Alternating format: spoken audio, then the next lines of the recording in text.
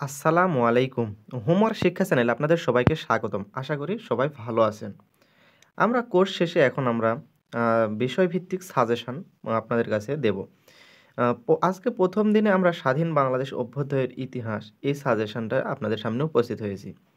এই সাজেশনটা আপনাদেরকে আমরা একটু বলি কিভাবে পাবেন। এই সাজেশনটা আমাদের ডেসক্রিপশন বক্সে এখানে একটা আমরা লিঙ্ক দিয়ে দেব। সেই লিঙ্ক অনুযায়ী আপনি যদি ক্লিক করেন তাহলে আপনাদেরকে পিডিএফ দিয়ে দেওয়া হবে। ঠিক আছে?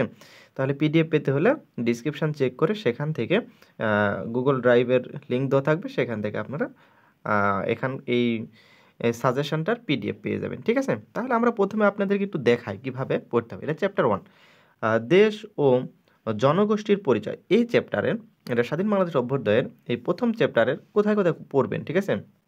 এই যে আমরা ট্রিপল স্টার দিয়ে দিয়েছি। এই ট্রিপল স্টারগুলো আপনাদেরকে বাধ্যতামূলক পড়তেই হবে। আর এমনি সাধারণভাবে যেসুক আছে সেসব আপনাদেরকে একটু দেখে নিতে হবে। ঠিক আছে? যেমন ১ নাম্বারে তোমরা স্টার দিয়ে নি, আবার এসে ৫ নাম্বারে কোনো স্টার দিয়ে নি। এসব আপনাদেরকে এমনি পড়ে নিবে। আর এই ৩ টা আপনাদেরকে বাধ্যতামূলক পড়তে হবে। কারণ এই গুলার মধ্যে থেকে বিশেষ করে প্রশ্ন আসবে। ঠিক আছে? আচ্ছা এভাবে চ্যাপ্টার 2 এ যদি দেখেন, চ্যাপ্টার 2 এ হচ্ছে যে স্টার দেওয়া আছে সেটা পড়লে আপনি যারা পাস করতে চান তারা শুধু স্টার দেওয়াগুলো পড়লেই হবে। আর যারা ভালো রেজাল্ট করতে চাবেন তাদেরকে অবশ্যই সব পড়তে হবে। ঠিক আছে?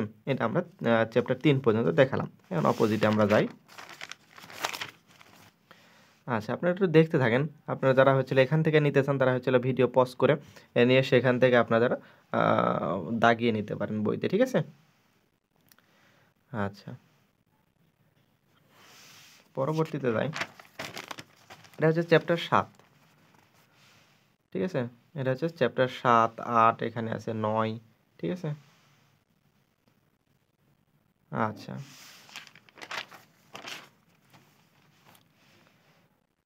আচ্ছা, এখানে চ্যাপ্টার ১০ আছে। ঠিক আছে? আর এখানে আমরা একটা নোট দিয়ে দিয়েছি। ঠিক আছে? এই নোটটা আপনাদেরকে বিশেষভাবে পড়তে হবে। ঠিক আছে? পাস করার জন্য যারা ট্রিপল স্টার আছে সেটা পড়তে হবে। আর যারা ভালো ফলাফল করতে চান তাদেরকে আমরা যেগুলো প্রশ্ন দিয়েছি এই সবগুলা পড়তে হবে। আরেকটা নোট দিয়ে দিয়েছি যে ক বিভাগের জন্য শেষ মানে এটা যদি ২৪ সাল হয়, ২৪ সালে পরীক্ষা হয়, ২৩ সাল বাদ দিয়ে তার আগের ৫ থেকে ৭ টা সালের যেই ব্রিফ কোয়েশ্চেন বা ক বিভাগের যে সংক্ষিপ্ত প্রশ্ন আছে সেই প্রশ্নগুলো আপনাদেরকে পড়তে হবে। ঠিক আছে? তাহলে একটা ভালো রেজাল্ট করা সম্ভব হবে। ঠিক আছে? দেখবেন ৫ থেকে ৭ টা সাল বা ১০ টা সাল যদি পড়েন তাহলে দেখবেন এক্কারে আপনাদেরকে ১০ টাই কমন থাকবে। ঠিক আছে?